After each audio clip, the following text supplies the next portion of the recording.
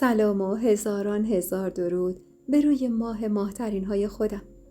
امیدوارم دلتون شاد باشه و لبتون خندون. سحر هستم، راوی سرگذشتای شما در کانال جادوی داستان با سحر. امشب اومدم تا قسمت 12 از سرگذشت فرشته رو تقدیم حضورتون کنم. اما قبل از اون ازتون خیلی ممنون میشم که لطف کنید و دکمه سابسکرایب رو بزنید تا چراغ این خونه به لطف شما تا همیشه روشن بمونه. اگه موافقید بریم با هم بشنویم. اینا که قصه خوردن نداره قربونت برم. تو لب تر کن، من بهترین دختر شهر رو واسط میگیرم. دیگه یه دختر چی میخواد از زندگی؟ ماشاءالله. داداشم خوش قیافه، خوش تیپ، خونه هم که داره، کارم که داره، تحصیلات عالیه هم که داره. رضا لبخندی زد و گفت خیلی خوب، میرم وسایل تو بیارم. تو هم چرخی تو خونه بزن، هر اتاقی رو که دوست داشتی انتخاب کن. ازش تشکر کردم و اول سرکی به آشپزخونه کشیدم. یه یخچال کرم رنگ تقریبا بزرگ و یه گاز 5 شعله و کابینتای سبز رنگ حسابی رنگ رو بخشیده بود به اونجا. یه پنجره مربعی شکلم باز میشد به سالن و یه میز چوبی کوچیک با 2 صندلی هم وسط آشپزخونه بود. خدا میکردم آقا جون مانعی برای موندن من نتراشه. اینجوری میتونستم تا هر زمانی که رضا مجرد بود تو اون خونه بمونم. تو اون مدت هم میتونستم برم سر کار یا حتی اصلا دانشگاه. آخ که چقدر فکر تو سرم بود. نگاهی به اتاقای دیگه انداختم. یکیش اتاق خود رضا بود. یه کمد برزنتی 4 خونه گوشه ی اتاق بود و یه تخت آهنی هم کنارش. سرچرخوندم تا قسمت دیگه ی اتاق رو ببینم که یهو با چیزی که دیدم سر جام خشکم زد. اون عکس‌ها، همه عکس‌ها برای من بود. از معدود عکسای بچگی و نوجوانی گرفته تا عکسای مراسم نامزدیم با مجید و چند تا عکس از مراسم قبل عروسی. نمیدونم چرا با دیدن اون همه عکس از خودم روی دیوار یهو حس بدی بهم دست داد. درست رضا برادرم بود، اما چه دلیلی داشت که فقط عکسای من روی دیوار اتاقش باشه؟ به هر حال فریده و آسیه هم خواهرش بودن. سری تکون دادم و با فکر به این که رضا همیشه منو سوای بقیه دوست داشت سعی کردم خودم رو قانع کنم. گفتم خواهر کوچیک و تحت قالی خونم واسه همین منو بیشتر دوست داره و عکسامو گذاشته. حتما بعد از ازدواج من خیلی سختش بوده، اونم با شرایطی که من ازدواج کردم. اتاق بعدیم اونقدر تاریک و بدون نور بود که هیچ خوشم نیومد ازش. عوضش اتاق تو سالن هم بزرگ بود، هم کمد دیواری داشت، هم نورگیر بود. به حیاطم دید داشت و همه چی تموم بود. با صدای بسته شدن در سالن با عجله به سمت سالن رفتم و رو به رضا که چمدونم دستش بود گفتم داداش لطف می‌کنی وسایلمو بذاری تو همین اتاق؟ رضا چمدونا رو برداشت برد داخل و گفت تا تو بیا یکم وسایلتو جابجا کنی من میرم واسه نهار غذا بگیرم.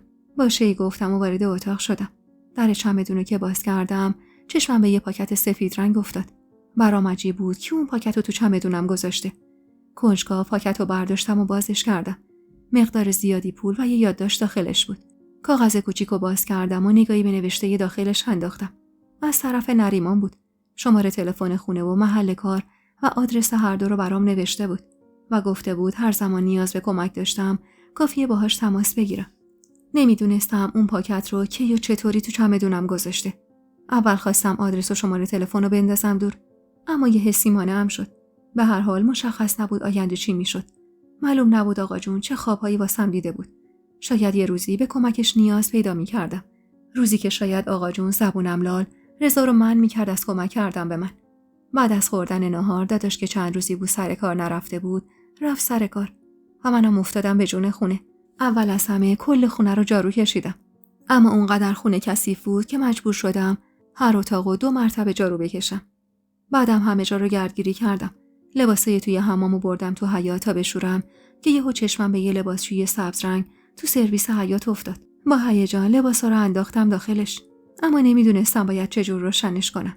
واسه همین شروع کردم به جارو زدن حیاط و جمع کردن شاخه‌های خشک شده روی زمین. هوا رفته داشت تاریک میشد وقتی دست کلیدم رو برداشتم. یادداشتی برای رضا گذاشتم که برای خرید بیرون میرم و بعد برای پر کردن یخچال خالیش از خونه بیرون رفتم. اون حس استقلال رو بی‌نهایت دوست داشتم. از نفس کشیدن تو اون هوای سرد، از راه رفتن تو کوچه‌های ناآشنا و حرف زدن و آدرس گرفتن از آدمای غریب هم حس خوبی می‌گرفتم. اصلا بعد از اون همه سختی کشیدن و تحقیر و توهین و کلفتی کردن انگار هر چیز کوچیک و بزرگی باعث خوشحالی میشد. پرسون یه بقالی پیدا کردم. روبروشم میوه فروشی بود و کنارشم نونوایی. به لطف پولایی که اون مدت نریمان بهم داده بود کلی خرید کردم. از میوه و سبزی گرفته تا پنیر و تخم مرغ و شیر و ماست و نون. بعدم از شاگرد بقالی خواستم تو بردن وسایل به خونه کمکم کنه. وقتی برگشتم خونه هنوز خبری از رضا نبود. با شوق مشغول جا دادن وسایلی که خریده بودم شدم. به خودم که اومدم دیدم چقدر بابت عادی ترین مسائل روزمره خوشحالم. بابت روبند انداختن لباسای رضا، بابت خورد کردن پیاز و درست کردن شام مورد علاقه داداشم، بابت داشتن یه سقف ام بالای سرم، بابت همون آزادی که به سختی و به قیمت گزافی به دستش آورده بودم. ساعت 9 شب بود که اول زنگ خونه به صدا در اومد و بعد صدای باز شدن در حیاط به گوشم رسید. از پنجره سالن دیدم که رضا ماشینو آورد داخل. خودشم کلی خرید کرده بود. از مرغ و گوشت بگیر تا برنج و حبوبات. با عجله بیرون دویدم. کمکش کردم خریدار از ماشین پیاده کنه و همزمان گفتم منم رفتم خرید داداش. البته گوشت و برنج و اینجور چیزا رو گفتم باید برم سر خیابون. دیگه هوا داشت تاریک میشد نرفتم. رضا اخ میکرد. چرا رفتی فرشته؟ مگه من مردم که تو بری خرید؟ اخ میکردم و گفتم زبونتو گاز بگیر. دور از جونت. این چه حرفیه؟ وای رضا، اگه بدونی بابت همین کارهای کوچیکی که امروز انجام دادم چه لذتی بردم. اصلا انگار یهو 10 سال به عمرم اضافه شد. رضا که لباسای شسته شده و خونه یه تمیز و شام آماده رو دید، حسابی هیجان زده شد و گفت به خدا که قدیمی‌ها راست گفتن. خونه فقط با وجود یه زنه که خونه میشه. بی زن هیچ صفا نداره. خندیدم و گفتم آقا رضا، حواسم بهت هستا. تازگی‌ها خیلی زن میکنی. نکنه گلوت پیش کسی گیر کرده. کیسه مرغ داد دستم و خیره شد تو چشمم و گفت والا گلوی من سال‌هاست یه جا گیر کرده. اما موقعیت گفتنشو نداشتم. چشمم گرد شده با شگفتی گفتم راست میگی؟ مرگ من؟ کی هست؟ چند سالشه؟ من میشناسمش داداش. نکنه از همسایه‌های قدیمی مونه. شاید هم یکی از همسایه‌های خونه آقا جون. هان، خب چرا به من نگفتی؟ و مشتی به بازوش کوبیدم. رضا لبخند تلخی زد. به وقتش بهت میگم فرشته خانم. عجله نکن. غرولند کنان گفتم باشه، پس من غریبم دیگه. دست درد نکنه داداش. رضا تا دم در آشپزخونه رفت و یه دفعه به سمتم برگشت و گفت میگم فرشته، گفتی عدت چقدره؟ با تعجب گفتم 3 ماه. 3 ماه و چند روز؟ چطور مگه؟ رضا کلافه گفت این 3 ماه عده لازمه. گیج و من گفتم یعنی چی رضا؟ مگه من میخوام شوهر کنم که همچین سوالی میپرسی؟ 3 ماه که سهله. من تا 3 سال دیگه هم نمیخوام مرد جماعت و اطراف خودم ببینم. رضا اخ میکرد و گفت حتی منو. خندیدم و دست دور گردنش حلقه کردم. بوسه‌ای به گونه‌اش زدم و گفتم تو عشق منی، داداش عزیز و دردونه منی. هر دختری با تو ازدواج کنه خوشبخت‌ترین زن جهانه. تو حسابت با همه سواس داداش. رضا لبخندی زد و گفت تا شامو میاری من میرم دست و صورتمو بشورم. حالش یه جوری بود. کلافه به نظر میومد. حس می‌کردم میخواد حرفی بزنه اما نمیتونه. با خودم گفتم حتما عاشق دختری شده که رسیدم بهش سخته. یا شایدم آقا جون اگه بشنوه با ازدواجش مخالف باشه و با معیارای آقا جون نخونه. بعد گفتم نکنه خر شده و عاشق ریحان شده.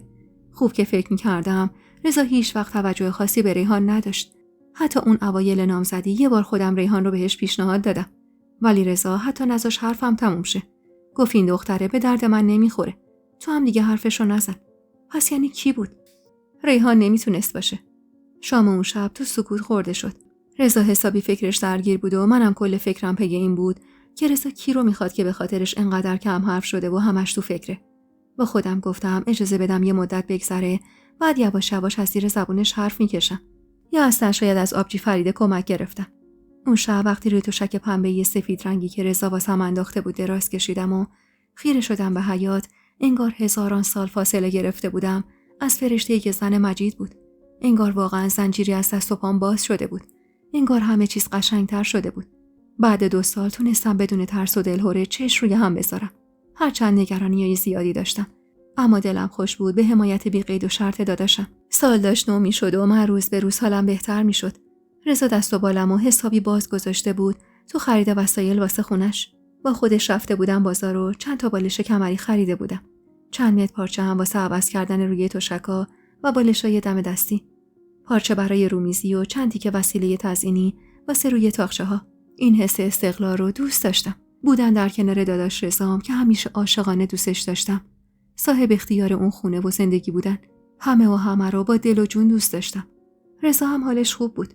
میگفت این خونه بعد از اومدن تو تبدیل به یه خونه واقعی شده. بوی غذا پیچیده توی آشپزخونه‌شو برق میزنه. منم فکر میکردم این خوشبختی و این حس خوب ابدیه. اما اشتباه میکردم. سال هنوز نو نشده بود که یه روز زنگ در خونه رو زدن. رضا چند ساعتی بود از خونه بیرون رفته بود و منم طبق روال روزای دیگه سرم گرم جمع و جور کردن خونه بود. داشتم کم کم درگیر خونه تکونی میشدم. هر چند چیز قابل تغییری تو خونه نبود، اما دلم خوش بود به خالی و پر کردن کابینت‌ها و باز و بسته کردن پرده‌های حریر سفید. داشتم کمد بشقابا رو مرتب می‌کردم که صدای زنگ در به گوشم رسید. با تعجب نگاهی به ساعت انداختم.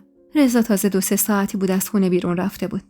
حوله آشپزخونه رو کنار گذاشتم و روسریمو روی موهام انداختم و به سمت حیاط رفتم. کسی رو نداشتیم که بیاد خونه. نرسیده به در خونه صدای زنگ تلفن بلند شد. کلافه به سمت در حیاط رفتم و کنجکاو گفتم کیه؟ چیزی به در خورد و پشت بندش صدای پرخشم مردی به گوشم رسید. باز کن این درو. صدای آقا جون بود. هول افتاد به دلم. وحشت زده قدمی به عقب برداشتم. دوباره چیزی به در کوبیده شد و آقا جون با خشم گفت درو باز میکنی یا یه نفر رو بفرستم از دیوار بیاد بالا. فکری به سرم زد. با عجله دویدم تو خونه. زنگ تلفن قطع شده بود. سری گوشی رو برداشتم و با محل کار رضا تماس گرفتم. بوق اول به دوم نرسیده رضا هراسون الو گفت. نفس تنان گفتم رضا داداش.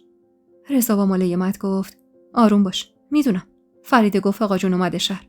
باور کن همین الان خبر بهم رسید. درو باز نکن. من همین الان راه میافتم میام. صدای زمین خوردن کسی به گوشم رسید. سرکی به حیاط کشیدم. مرد جوونی که جز خدمه عمارت ده بود پریده بود تو حیاط تا در رو برای آقا جون باز کنه. وحشت زده گفتم داداش به دادم برس. از دیوار اومدن داخل. گوشی رو زمین انداختم و دویدم تو انباری. تنها اتاقی که هم درش کلید داشت هم پنجره‌ای رو به بیرون نداشت همونجا بود. در رو قفل کردم و سری چند تا تشک و بالش و یه میز کوچیک رو پشتش گذاشتم. قلبم تون تون میزد و تمام بدنم میلرزید. میدونستم آقا جون اگر دستش بهم برسه زندم نمیذاره. روی زمین نشستم و گوشمو تیز کردم. انگار وارد سالن شده بودن. چون صدای حرف زدنشون به گوشم میرسید. برو باقر، برو سمت آشپزخونه و اتاقای اونور رو بگرد. دعا میکردم رضا زودتر برسه. اون تشک و میز جلوی در قطعا نمیتونست از من محافظت کنه. 1 دقیقه هم نشده بود که کسی مشتی به در کوبید و با صدای بلندی گفت اینجاست آقا، تو انباری. صدای عصای آقا جون به گوشم رسید و کمی بعد صدای جدی و سرد خودش.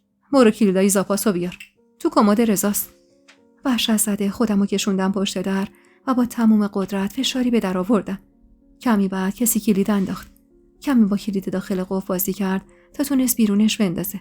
چنگی به کلید زدم و تا خواستم دوباره اون رو داخل قفل کنم باقر سری قفل در رو باز کرد. کل صورتم خیس اشک بود و تمام جونم میلرزید. فشاری به در آورد که باعث شد ناخودآگاه کمی جلو برم. تمام قدرتم رو جمع کردم. 2 دستمو به دیوار کنار گذاشته بودم و با کل هیکلم با تمام قدرت به در فشار می آوردم. اما مگه زورم به اون مرد هیکلی و گنده می رسید؟ حقیق کنم فشاری به در آوردم که یه دفعه صدای بدی بلند شد و در چوبی آوار شد رو سرم. جیغ خفه‌ای کشیدم و دستمو حفاظ سرم کردم. درو شکسته بودن. باورم نمیشد. آقا جون چنان کینه‌ای از من به دل داشت که می‌خواست تا نرسیدن رضا بلایی سرم بیاره. دستمو حفاظ بدنم کردم و عقب رفتم. از ترس به سکسکه افتاده بودم. آقا جون با بارونی و کلاه و عصاش روبروم ایستاده بود و با چنان نفرتی نگام می‌کرد که شک نداشتم خلاصی از دستش ممکن نبود. کمرم که به دیوار خورد متوقف شدم. صدای نفس زدنم پیچیده بود تو اون انباری کوچیک و نمور. باقر راه رو برای آقا جون باز کرد. و آقا جون با چند قدم کوتاه به هم نزدیک شد و درست روبروم ایستاد و با صدایی پرجذبه و آروم گفت یه آبرو جمع کردم. یه شبه به بادش دادی. و بعد کوبید به سینه‌ش و صداشو برد بالا. آبروی منو به باد دادی. باعث شدی مردم اونده دیگه واسه حرفای من تره هم خورد نکنن. ارج و قربی داشتم. خانزاده بودم. اما چی شد؟ تو یه الف بچه هر جایی همه رو به باد دادی. تا روزی که تو زنده باشی ننگ غلطی که کردی رو پیشونی ما میمونه. باید خلاصت میکردم. همون نیمه شبی که با اون سراباز برگشتی خونه باید خلاصت میکردم. اشتباه کردم. اما هنوزم دیر نشده. بعد به سمت باقر برگشت و به تندی گفت کار ناتموم رو تمومش کن. پاک کن این لکه ننگ رو. عجله کن. باورم نمیشد. صداها تو سرم میپیچید. یه جوری میگفت خلاصش کن. انگار من مرغ و خروسه تو حیاتش بودم. که به خدا واسه اونا هم انقدر راحت از خلاص کردنشون حرفی نمیزد. باقر که مردی تنومند و هیکلی بود، بدون حرف پس و پیش چشم میگفت و جلو اومد. جیغی کشیدم و لگد انداختم سمتش. تموم جونم اما میلرزید. همش با خودم میگفتم اگه رضا سر نرسه اینا منو تموم میکنن. آخ که چقدر بیکس و بدبخت بودم. باقر بی پروا پرتم کرد روی زمین و رو شکمم نشست. تا خواستم تقلا کنم و خودم از زیر دستش بیرون بکشم، دستای بزرگش دورم حلقه شد و جوری فشار آورد که حس کردم حتی ذره هوا برای نفس کشیدن ندارم. چنگی به دستش زدم. با التماس به آقا جون که داشت خون سرد نگاه میکرد نگاه کردم و سعی کردم ذره هوا وارد ریه‌هام کنم. چند ثانیه بعد حس کردم دیگه توانی برای مقابله ندارم. چشمم داشت سیاهی میرفت. چهره خشن و بیرحم باقر قرار بود آخرین تصویر قبل مرگم باشه. چنگی به دستش زدم و خواستم دست از تقلا بردارم که یه دفعه چشمم به رضا افتاد. داداش رضای مهربونم که ناجیم شده بود. وحشت زده آقا جونو هل داد کنار و حمله کرد سمت باقر. دستای باقر که از دورم باز شد افتادم به سرفه. اینقدر سرفه کردم که اون مایه قرمز رو بالا آوردم. از ترس داشتم پس می افتادم. داشتم می مردم. واقعا داشتن منو از بین می بردن. چنگی به گلوم زدم و وحشت زده به صحنه روبروم نگاه کردم. رضا افتاده بود به جون باقر رو به قصد از بین بردن میزد و باقرم به حرمت آقا جون حتی جرئت نمی‌کرد از خودش دفاع کنه. وگرنه 10 تای رضا رو حریف بود. نگاه وحشت زدم و با آقا جون انداختم که به سختی از جا بلند شد. رضا انداخته بودش زمین. همین که ایستا صداشو بالا برد و فریاد زد بسه رضا. باقر بلند شو. باقر با شنیدن دستور آقا جون به راحتی آب خوردن رضا رو کنار زد و از جا بلند شد. دستی به یقه پیراهنش کشید و اون لکه قرمز روی لبش رو پاک کرد و نزدیک آقا جون ایستاد. رضا با چشمایی که کم مونده بود از حدقه بیرون بزنه نگام کرد. چهره غرق اشک منو که دید آهسته گفت خوبی فرشته؟ حق کنان سری به نشونی بله تکون دادم. رضا با غیظ به سمت آقا جون برگشت. چی کار میکنی آقا جون؟ داشتی از بینش میبردی. آقا جون با عصبانیت اساشو کوبید به زمین. تو هم اگه عقل داشتی همون روز اول مانع من نمیشدی. اگه همون روز میذاشتی خلاصش کنم الان لکه ننگش رو پیشونیم نبود. الان هر کس و ناکسی به خودش اجازه نمیداد تنه نوه فراری یا هر جاییم رو به هم بزنه. اون همه تو گوش من خوندی که شوهرش بدم و خودمو خلاص کنم. اون همه خرج کردم تا اون مجید سگ پدر خام بشه و عقدش کنه که ماه به سال نکشیده این زنک هر جایی درخواست طلاق بده. ننگ از این بالاتر. خیال کردی بعد از متارکه چی میشه؟ میافته دست مردای کوچه بازار. میشه ملعبه دسته یه مشت مرد خوشگذرون. تهش بهش لطف کنن قبلش یه خطبه محرمیت میخونن. حق کنان تو خودم جمع شدم. من نوش بودم. بچه یه پسرش. چطور میتونست این حرفا رو در مورد من بزنه؟ رضا اما قدلم کرد جلوی آقا جون. کاری که هرگز ندیده بودم کنه. و مشتی به سینش کوبید و فریاد زد. من نوکریشو میکنم. تا عمر دارم جای فرشته رو جفت چشمای منه. من میزنم تو دهن هر یاوه‌گویی که بخواد اسم ناموس منو ببره. مردونگی یعنی این آقا جون. غیرت یعنی این. یعنی نظری آب تو دل ناموس تکون بخوره. وگرنه حبس کردن و از بین بردن رو که همه بلدن. آقا جون با عصاش ضربه‌ای به کتف رضا کوبید و غرید. قبلا بهت گفتم رضا. بازم میگم. اگه میخوای به این زنکی هیچی ندار کمک کنی، دور من و حمایتای منو خط میکشی. منم خط میکشم رو نوه ناخلفم. شنفتی؟ رضا جلوی چشمای ناباورم گردن صاف کرد و محکم گفت. خط بکشید آقا جون. خط بکشید رو نوه ناخلفی که میخواد از ناموسش حمایت کنه. آقا جون با عصبانیت گفت. اینقدر ناموس نکن واسه من. این دختر زن مجیده. هنوز زن مجیده. اگه میخواد جونشو بهش ببخشم، باید برگرده ده و رجوع کنه به شوهرش. حقیق کنن نالیدم. بر نمیگردم آقا جون. وسط همین حیات چلم کنید ولی بر نمیگردم.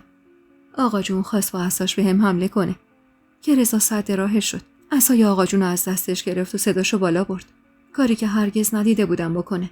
کلاً داداش رضام اونقدر حرمت و احترام میذاشت که هیچ وقت ازش هیچ نوع بی احترامی و بی حرمتی ندیده بودم. اونم به کی؟ به کسی مثل آقا جون که قسم راستش سر رضا بود. بفرمایید بیرون آقا جون.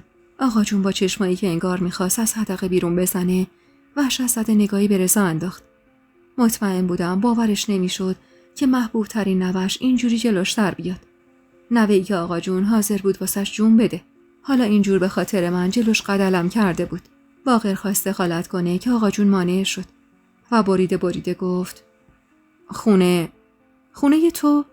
یادت رفته اینجا رو کی برات خریده رضا؟ رضا نیم نگاهی به من انداخت. نه آقا جون، یادم نرفته. این خونه رو شما واسم خریدید. بعدم به نامم زدید. پس اینجا خونه منه و ببخشید که اینو میگم. اما اگه یه بار دیگه اطراف خونه من پیداتون بشه، ازتون شکایت میکنم و تا تهشم میرم. آقا جون مات و حیرون مونده بود. حقم داشت. منم زبونم بند اومده بود از اون همه جسارت رضا. داشت آقا جونو از خونه بیرون میکرد. اونم آقا جونی که تو اون سالها هر کاری از دستش بر اومده بود واسه رضا کرده بود. در واقع به جبران تمام اون سالهایی که کنارش نبودیم واسه رضا سنگ تمام گذاشته بود. آقا جون با صدای ضعیفی گفت الحق که پسر اون زنی که بی صفتی، لنگه خودش، چشمت به 2 قرون پول افتاده و هوا برت داشته. بدبخت، من حمایتت نکنم فکر کردی میتونی تو این شهر دووم بیاری؟ کافیه همین امروز زنگ بزنم هاش صادق تا از کار بیکارت کنه. رضا اما کوتاه نیومد و گفت زحمت نکشید آقا جون، من 3 ماهه که از اونجا اومدم بیرون. با پس اندازم واسه خودم مغازه مکانیکی زدم. خودم اوستای خودمم. دیگه نیازی به حمایت شما ندارم. آقا جون چنگی به قلبش زد و نالید این خونه رو ازت پس میگیرم رضا. بخوای از این زنی که حمایت کنی از هستی ساقطت میکنم.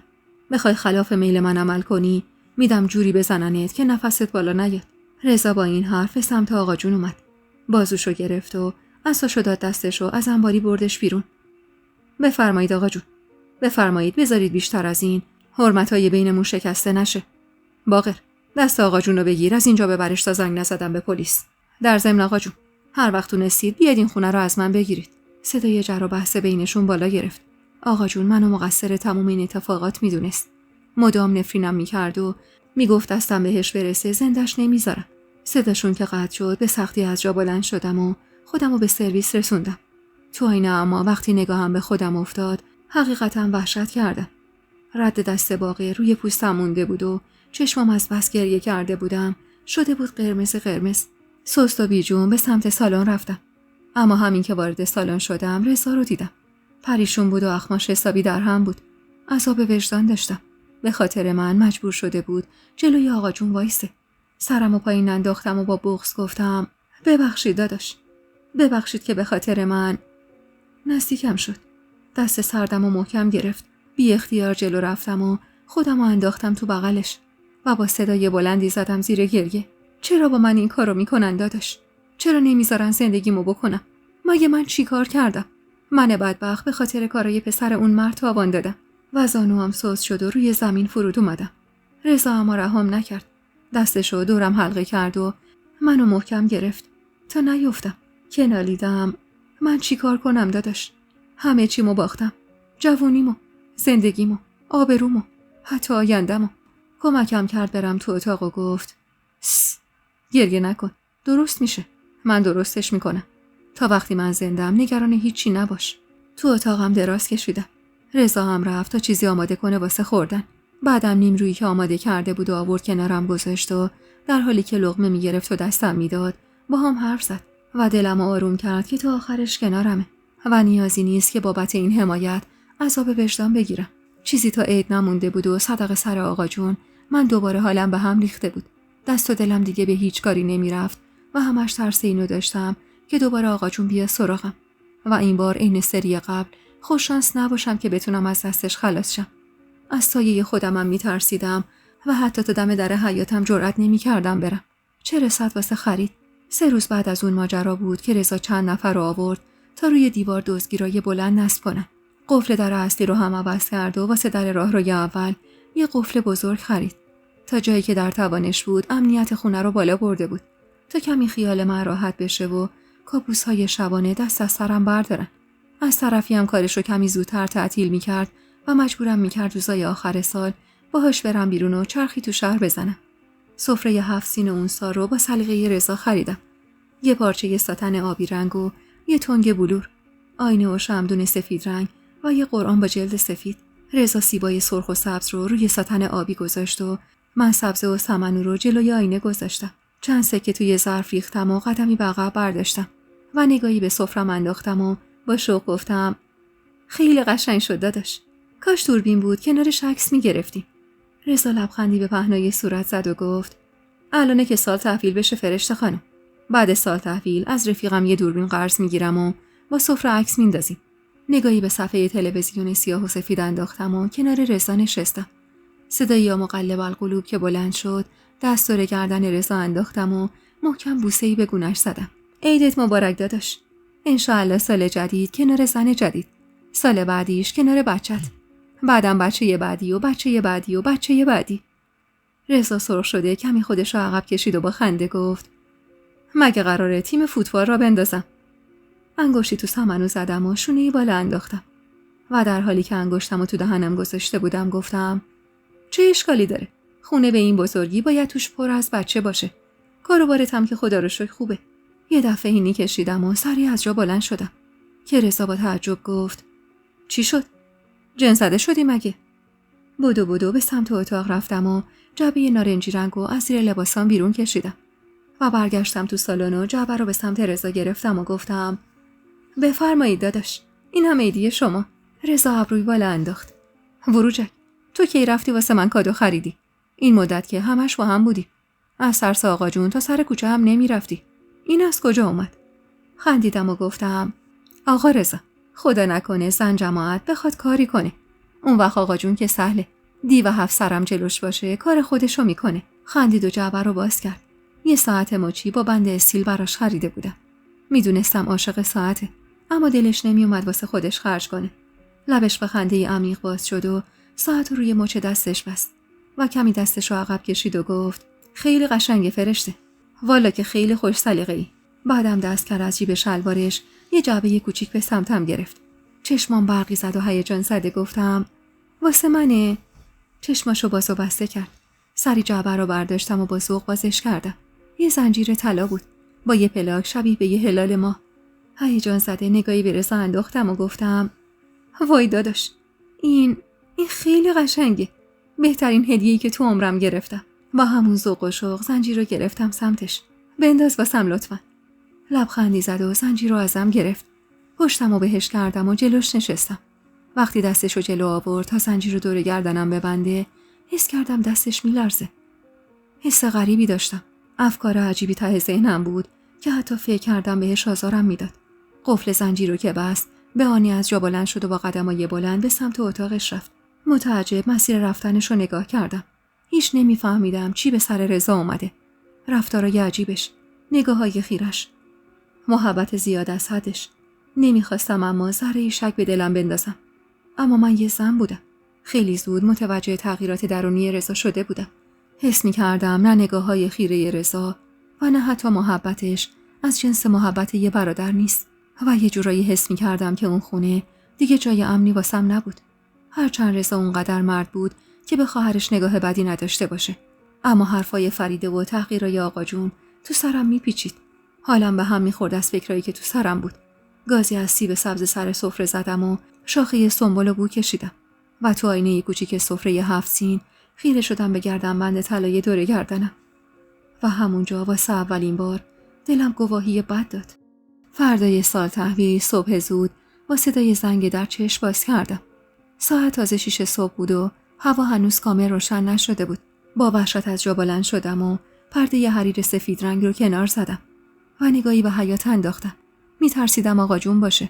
رضا رو دیدم که با عجله به سمت در حیاط رفت و بازش کرد. کمی بعد چشمم به مامان افتاد.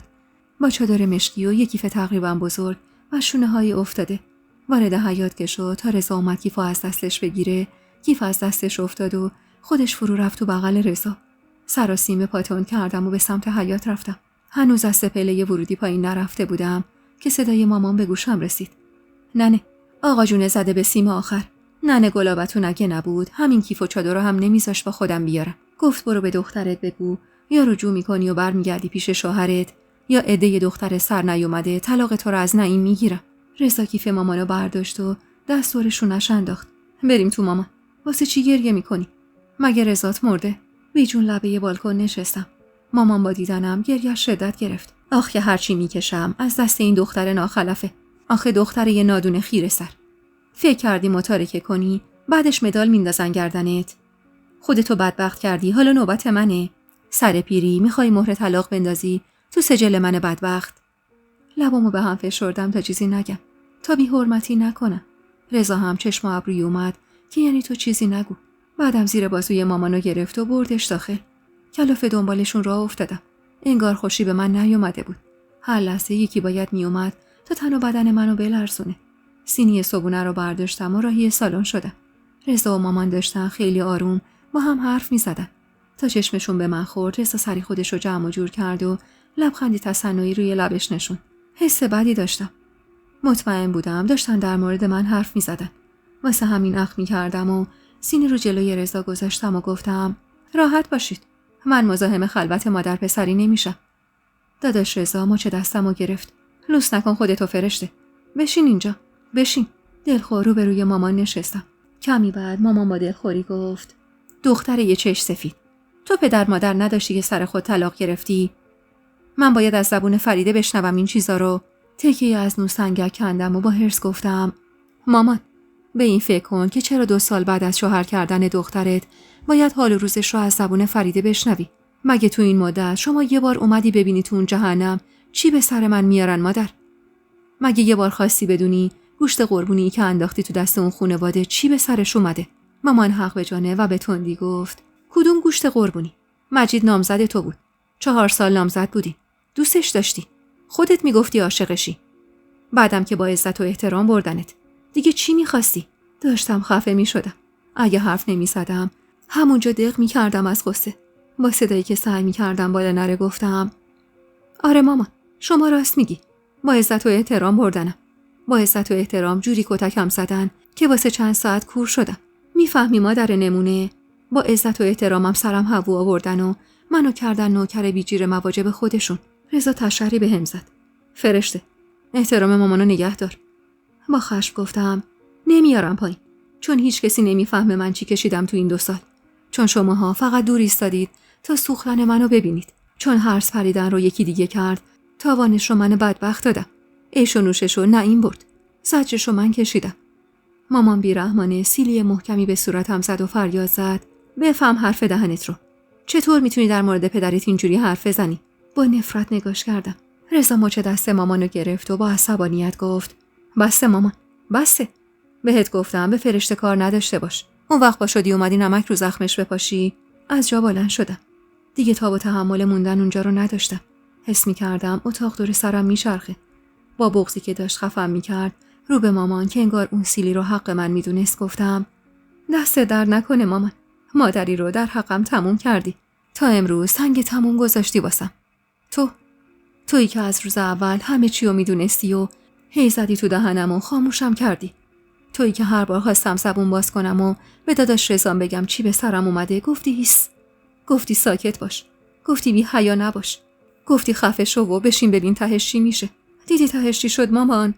دیدی چطور بدبخت شدم؟ دیدی چطور بی‌آبروم کردن؟ اصلا تو میدونی اون 3 روز کذایی چی به سر دخترت اومده؟ تو اگر مادر بودی فقط یه بار می اومدی و میشستی پای درد و دل دخترت. ولی نبودی. تو مادر هر کی بودی، مادر من یکی نبودی. اینا رو گفتم و پشتم و بهشون کردم و بی توجه به حضور رضا گوشه پیرهنم و بالا زدم. مامان هینی کشید و رضا با صدای خفه‌ای اسممو صدا زد. حق داشت. نمیدونست اون 3 روز کذایی خواهر بیچاره‌اش ترک خورده. نمیدونست اون 2 مرد چه بلایی سر خواهرش آوردن. از بهت و سکوتشون استفاده کردم و با صدای لرزونی گفتم 2 نفر کل اون 3 روز بارها و بارها به هم دست دراسی کردن. میفهمی یعنی چی؟ من 3 روز بینشون دست به دست می شدم. من بدبخت حتی نذاشتم شوهرم به هم دست بزنه. چون با تماس دستش با بدنم یاد اون 3 روز می افتادم. اینجای حرفم که رسیدم زانوهام سوس شد و حقیق کنار روی زمین نشستم. انتظار داشتم مامان بیاد پیشم. بیاد بغلم کنه و دلداریم بده. بیاد پناهم بشه تا سر بذارم روشونش و براش گریه کنم. بیاد بگه حق با من بوده. بیاد یه چیزی بگه که داغ دلم سبک شه. اما مامان فقط نشسته بود و نگاه میکرد. و به جای اون رضا بود که اومد جلو. آروم دست و رشونه یه لرزونم انداخت و گوشه بلوزمو پایین کشید و با صدایی که انگار از ته چاه در می اومد گفت: بلند شو فرشته، بلند شو بریم تو اتاقت. بیجون بلند شدم. از یادآوری اون 3 روز داشتم دق می کردم. انگار یکی قلبمو تو مشتش گرفته بود و داشت فشار میداد. تا دم در اتاق رفتم، اما واسه لحظه ایستادم و برگشتم سمت مامان. سرشو انداخته بود پایین و داشت بی صدا گریه میکرد. ولی خیلی دیر بود واسه گریه کردن و دل سوزوندن واسه فرشته بیچاره. رضا منو کشون تو اتاق. خودشم کنارم نشست و با محبت دستی به کمرم کشید. گریه نکن عزیزم، گریه نکن. تموم شد. مگه رضا مرده باشه که بعد این دست اون بی‌شرفا بهت برسه؟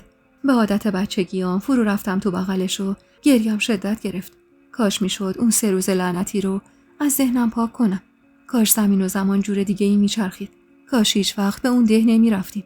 کاش مامان منو به پای آسیه نمی کرد و هزاران ای کاش و ای کاش دیگه. روی تشک دراز کشیدم و تو خودم جمع شدم. رضا دستی به موهای پریشونم کشید و با چشمای قرمز شده لبخندی زد. روز اول عیدی میخوای همش گریه کنی خوشگل خانوم؟ ماهی خریده بودم امروز سبزی پلو درست کنی یا یادت که نرفته؟ میدونستم تموم این حرفا رو الکی داره میزنه واسه اینکه حالا هوای منو عوض کنه. واسه همین آهی کشیدم و گفتم برو تنها بذار رضا. بذار به درد خودم بمیرم. برو به مامان بگو واسه سبزی پلو با ماهی درست کنه. من هیچ کاری نمیتونم بکنم. رضا اخ کرد و گفت مگه خبر مرگ منو واسه آوردن که داری قصه میخوری؟ اصلا تو میدونی شهرمون چقدر جاهای دیدنی داره که ما تو اون سالها حتی از کنارش هم رد نشدیم. خانم یادت باشه من همش 4-5 روز اول عیدو در مکانیکی بستم. پس باید تو همین چند روز کل شهر رو نشونت بدم. بی‌حوصله گفتم حوصله ندارم رضا. فعلا تنهام بذار. رضا که دید هیچ جوره نمیتونه حالمو بهتر کنه باشه ای گفت و از جا بلند شد. تنهام که گذاشت دوباره زدم زیر گریه. داشتم آتیش میگرفتم. با استوبانی همش هم مامان بود. مادری که به جای حمایت از دخترش پشت شوهر بیرگ و بیغیرتش ایستاده بود. زنی که کل قصه‌ش این بود که نکنه انگ متارکه از شوهر مفنگیش به پیشونیش بخوره. همش با خودم میگفتم اگه روز اول مامان به جای خفه کردنم اجازه میداد همه چی رو به داداش رضام بگم، کار من به اینجا کشیده نمیشد. شاید داداشم مشکلمو حل میکرد و منم سر زندگیم بودم الان. شاید اصلا بچه دار شده بودم. مجید تو تموم اون 4 سال مرد رویاهای من بود. جنتلمن و باوقار، مرد مهربونی که جون میداد واسم. اما حالا کجا بودم و چی به سر من و مجید اومده بود؟ دم ظهر بود که کسل از خوابیدن زیاد از اتاق بیرون زدم. یواشکی وارد سالن شدم. صدای حرف زدن مامان و رضا از آشپزخونه می اومد. پاورچین به سمت پنجره‌ای که آشپزخونه رو به سالن وصل می‌کرد رفتم و گوشمو تیز کردم و شنیدم که رضا شاکی میگفت 1000 بار گفتم اینقدر سر به سر فرشته نذار مامان. حال روزشو مگه نمیبینی؟ نمیگی یهو میزنه به سرش یه بلای سر خودش میاره؟ مامان اما شاکی تر از رضا گفت خوبه دیگه، از بس طرف این دختره رو گرفتی، خیال برش داشته که هر غلطی میخواد میتونه بکنه. رضا به خدا قسم بفهمم اون چیزایی که تو سرت رو میخوای بهش بگی، وسط همین حیات خودمو از بین میبرم. 10 بار گفتی، 1000 بار بهت گفتم نه. میفهمی؟ حداقل تا روزی که من زندم نمیخوام هیچ چی بگی. رضا با ناراحتی گفت چرا نفهمه مامان؟ خیال میکنی من؟ مامان با غیظ گفت بسه رضا، حتی نمیخوام به زبونش بیاری. بسه. این مدتم که گذاشتم اینجا بمونه از حماقتم بوده. خودم باهاش حرف میزنم، قانعش میکنم که رجوع کنه به شوهرش. بعدم دستشو میگیرم و برش میگردونم ده. مجید از خداش فرشته برگرده. گفته واسش خونه یه سوا میگیره. دیگه نمیذاره تو خونه ی آقاش کلفتی کنه. دیگه چی میخواد از این بهتر؟ شوهرش سر به راه شده. حالا که از دستش داده بیشتر قدرشو میدونه. میخواد باهاش زندگی کنه. میگه من از سحر دیگه بچه نمیخوام. میخوام فرشته مادر بچه هام باشه.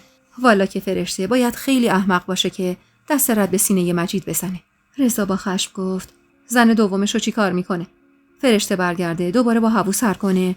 مامان این پنبه رو از گوشه در بیار که من راضی بشم فرشته برگرده به اون زندگی جهنمی.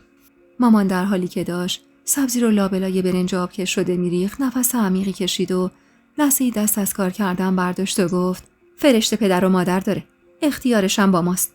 تو هم بهتره به فکر خودت باشی که با این سن و سال عذب موندی. 10 بار نگفتم بیاده یه نگاه به دختر خاله هات بنداز یا حتی دخترای همسایه. شاید یکی رو دیدی و پسندیدی. خونه داری، شغل خوبم داری.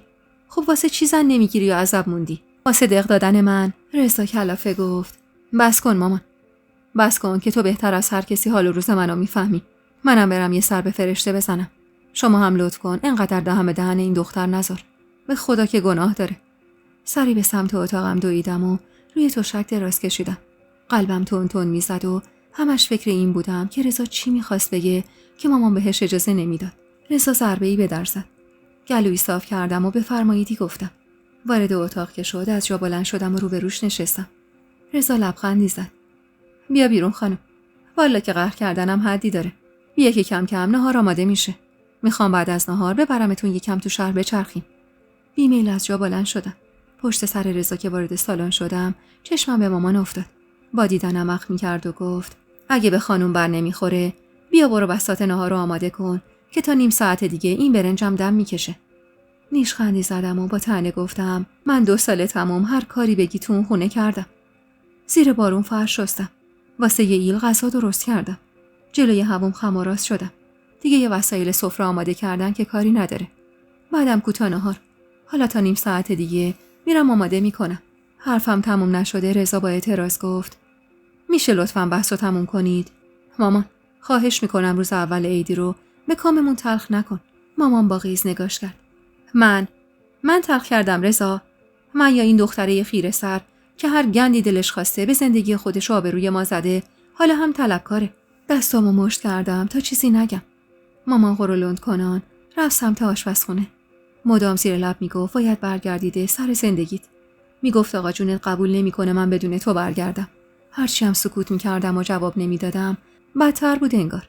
آخرش دیگه طاقت نیاوردم و وقتی دور سفره نشسته بودیم بشقاب نصف نیمم رو پس زدم و قاشقو کوبیدم تو بشقاب. بسته مامان، بسته. به خدا خستم کردی. نصف روزه اومدی اما اون منو تو شیشه کردی. چی کار کنم؟ برگردم به اون جهنمی که به 1000 سختی ازش فرار کردم تو راحت میشی؟ من بدبخت بشم که تو بری نون مفت آقا جونو بخوری و مهر طلاق نخوره تو سجلت؟ مامان متعجب نگام کرد و گفت: بفرما تحویل بگیر آقا رضا. اینو تو انقدر وقیح کردی یا از بس بهش بها دادی وهم و خیال برش داشته. فکر کرده خبریه. آخه دختره یه احمق. به جز اون مجید مادر مرده کی بهت نگاه میکنه که طلاق گرفتی اومدی بس نشستی اینجا؟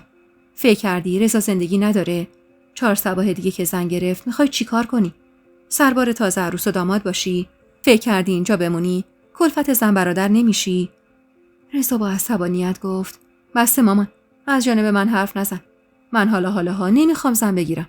تو رو خدا انقدر جنگ و دعوا رو نندازید. فرشته تا هر وقت بخواد میتونه پیش من بمونه. مامان اما با قاطعیت گفت: برمیگردیم ده. همین فردا. با تو هم هستم رضا. میای از آقا جونت معذرت خواهی میکنی. دستشو میبوسی بابت غلطی که کردی. فرشته هم برمیگرده سر زندگیش. همه چی تموم میشه. همین حرف و حدیثا، همین جنگ و دعواها. با حرص از جا بلند شدم. تموم زندگیم صرف حرف و حدیث و این که این چی میگه و اون چی میگه شده بود. دیگه خسته شده بودم. واسه همین گفتم: رضا رو شاید بتونید ببرید. اما منو هرگز. میفهمی مامان؟ من هرگز نمیام.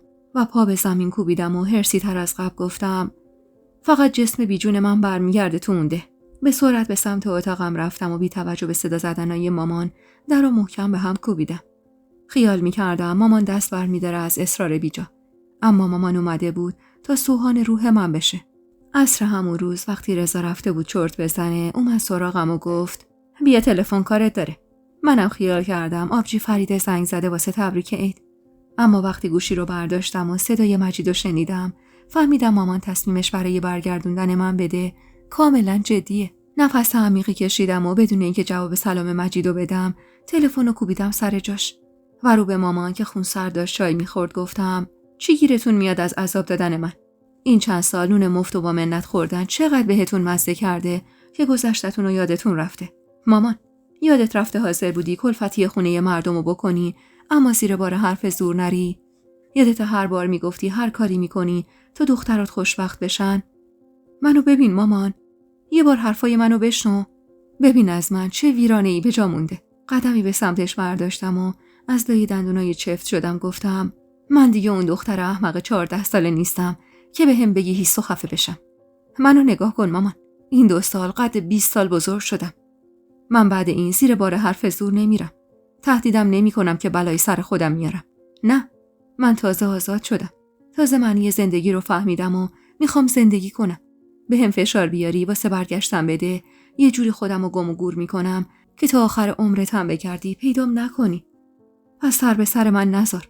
بذار گوشه این خونه زندگیمو بکنم. به وقتش خودم رو جمع و جور میکنم و از اینجا میرم و مستقل میشم. تو هم برگرده. برو به آقا جون بگو فرشته مرده. اصلا برو و تموم ده رو پر کن که دخترت مرده. بگو یه شب خوابیده، وقتی صبح رفتن سراغش دیگه پا نشده. بگو اون فرشته احمق مرد. برو به تک تک مردم اون ده که تموم زندگی من واسه حرف و حدیثای اونا از بین رفت. بگو شاید از ترس گناهش پشت سر مرده حرف نزنن. مامان سری به نشونه افسوس تکون داد و استکان چایش رو توی نلبکی گذاشت و با صدای آرومی گفت نمیذارم اینجا بمونی. یعنی نمیتونی که اینجا بمونی. چشم بستم و نفس عمیقی کشیدم. اینجا خونه ی داداشمه. شما هم نمیتونی مانع من بشی. اینا رو گفتم و برگشتم سمت اتاقم چون دیگه نمیخواستم بحث کنم. سرم داشت از درد میترکید. نرسیده به اتاقم و مامان با تردید گفت صبر کن. اگه میگم نمیتونی اینجا بمونی دلیل دارم. بدون اینکه برگردم سمتش گفتم دلیلاتو واسه خودت نگه دار مامان.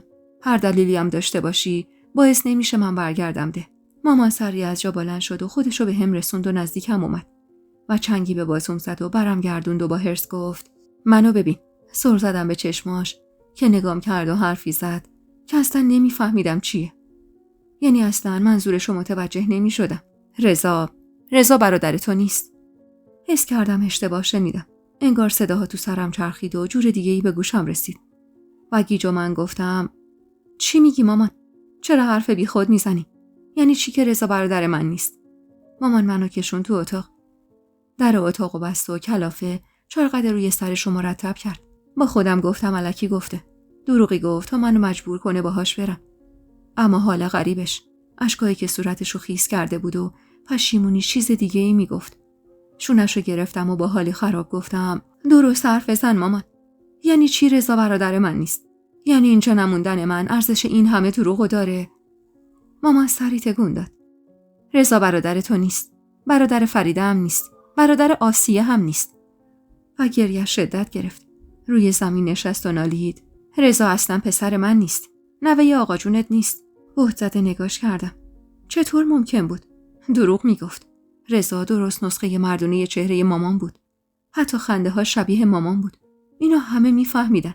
اصلا محال بود اگه رضا پسرش نباشه این همه شباهت بینشون باشه. چطور ممکن بود رضا برادر من نباشه؟ روی زمین نشستم و گفتم درست حرف بزن مامان. میخوای دق بدی منو؟ اصلا من میرم از خودش سوال میکنم. مطمئنم همش یه مش دروغه. اما تا خواستم از جا بلند شم مامان مچ دستمو گرفت. نرو. تو رو به هر کسی میپرستی نرو فرشته. قسمت میدم. این راز باید تا ابد بین من و تو بمونه. هیچ کسی نباید بفهمه. هیچ کسی. نالیدم. رضا میدونه.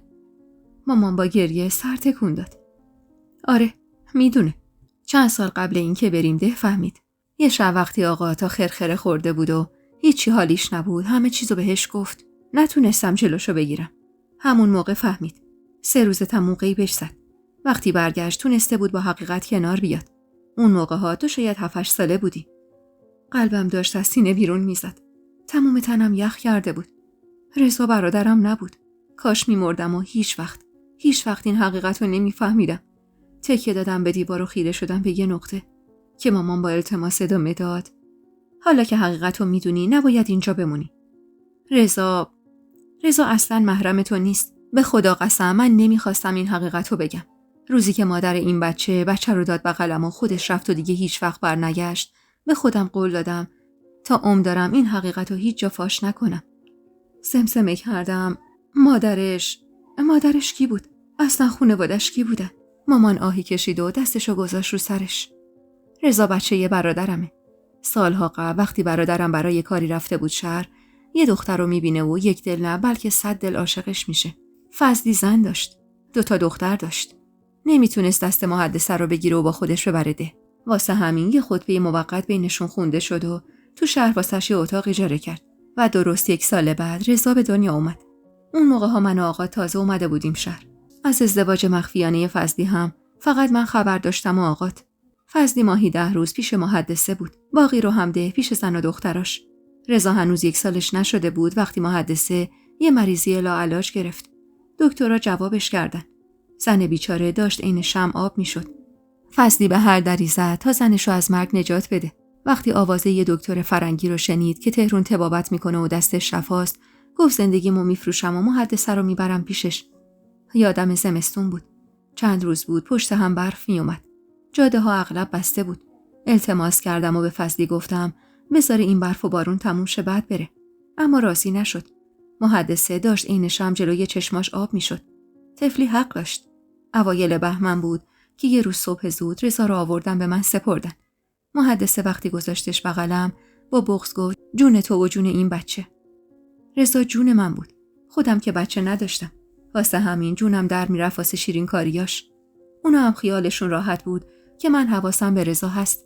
تو اون مدت هم هر بار میرفتم واسه دکتر و دوا درمون، رضا رو میذاشتم پیش من.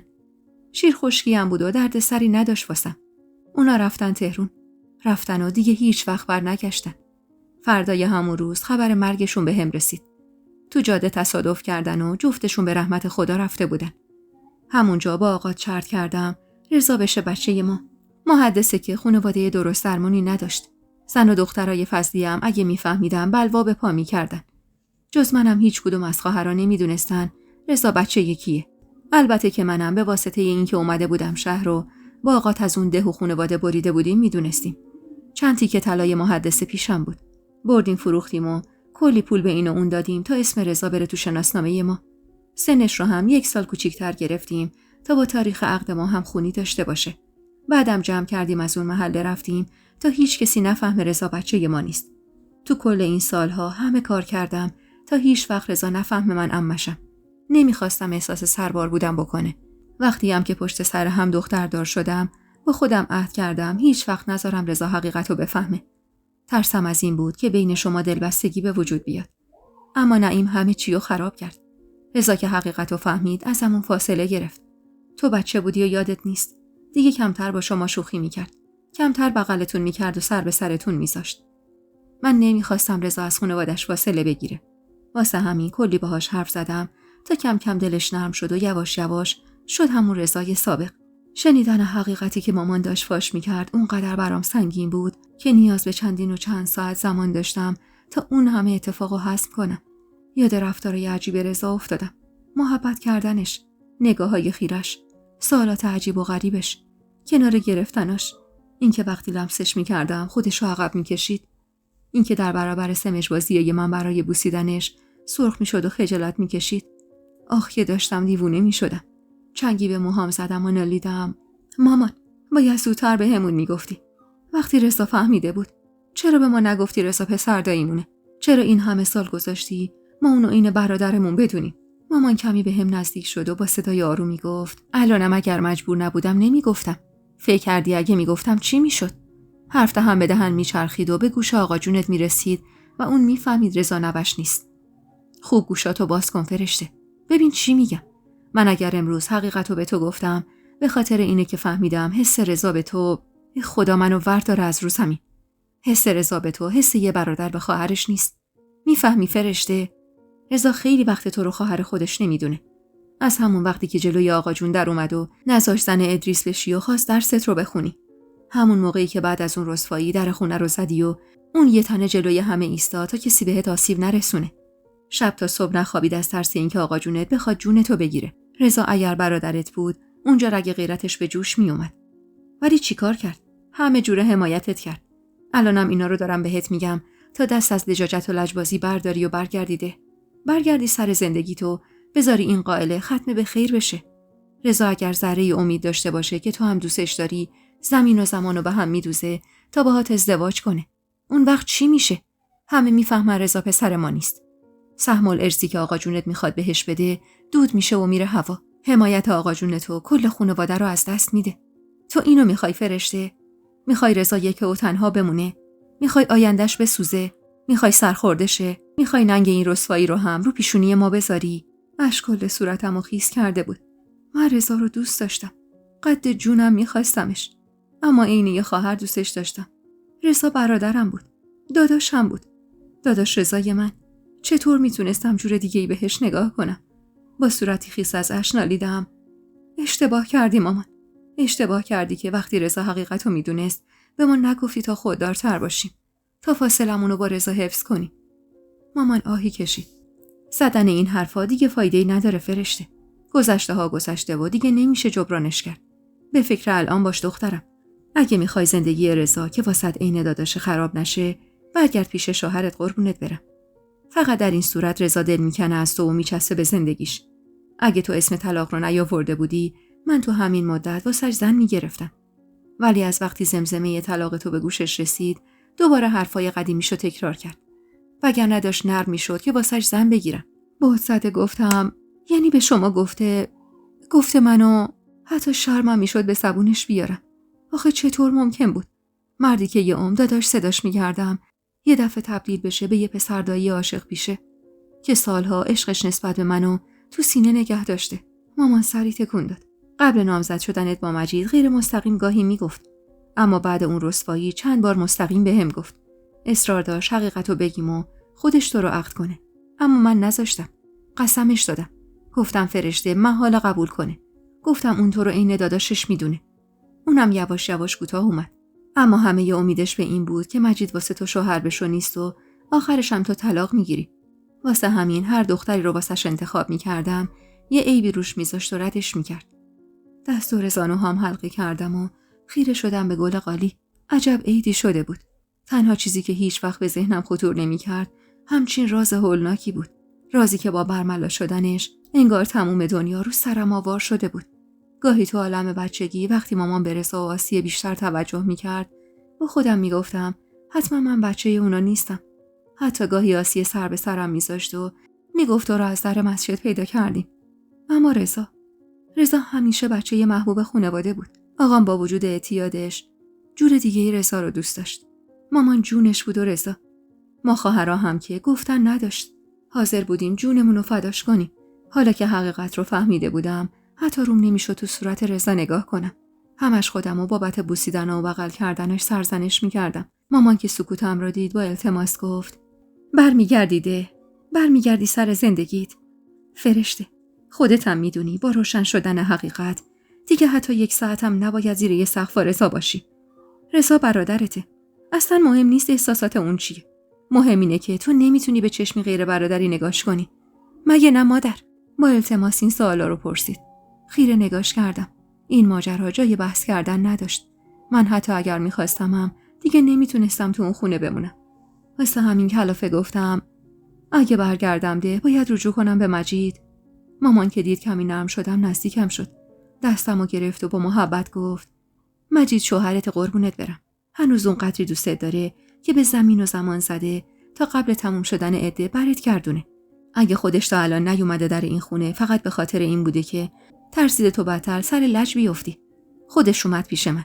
مرد گنده کم مونده بود گریش بگیره. 1000 بار گفت به پاتون میافتم تا عده تموم نشده فرشته رو برگردونید بهم. تلخ گفتم کدوم عده مادر من؟ مگه مجید اصلا به من دست زده که من بخوام عده‌شو نگه دارم؟ مامان کلافه گفت خب وقتی خودت اینو میگی چه انتظاری از شوهرت داری؟ مردی که 2 سال زن داشته و اجازه نداشته بهش دست بزنه، البته که باید تنبونش 2 تا بشه و بره هوا رو سرت بیاره. با هرس گفتم قبل اینکه زن بگیره یه بارم سمت من نیومده بود مامان. میفهمی؟ من واسه مجید یه قده چرکین بودم که فقط باعث رنج و عذابش بودم. چی شده بعد از طلاق به تقلا افتاده؟ تا دیروز که تو خونش بودم ماه به ماه تو صورتم نگاه نمی‌کرد. حالا اسم فرشته از دهنش نمیافته. اینا رو گفتم و از جا پا شدم. و رو کردم به مامان و ادامه دادم. به آقا جون گفتم، به شما هم گفتم.